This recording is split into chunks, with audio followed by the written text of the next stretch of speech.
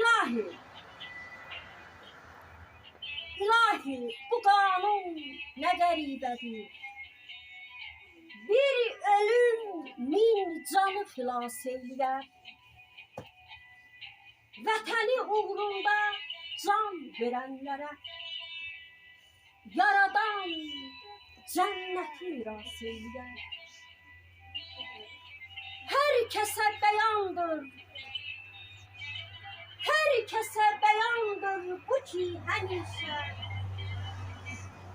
şəhiddən cənnətin qoxusu gəlir. Bu vətən nə gözəl lay lay deyib ki, bir belə igidin yuxusu gəlir.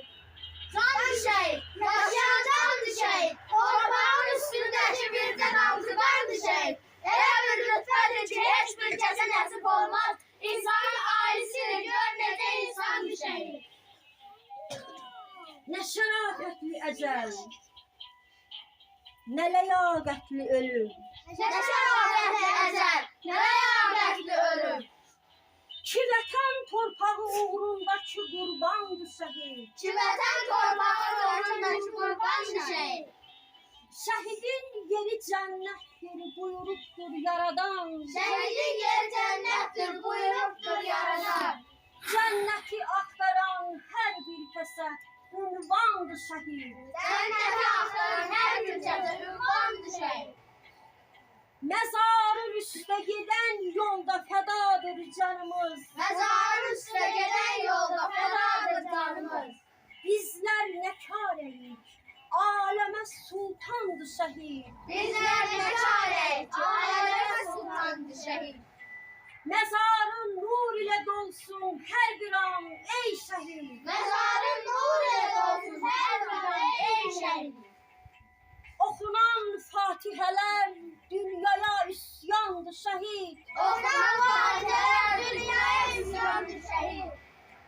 Tökülən göz yaşımız yolunda ehsandır şəhid. Tökülən göz yaşımız yolunda ehsandır şəhid. Nə etsək, nə desək, bilin ki azdır. Nə etsək, nə desək, bilin ki azdır.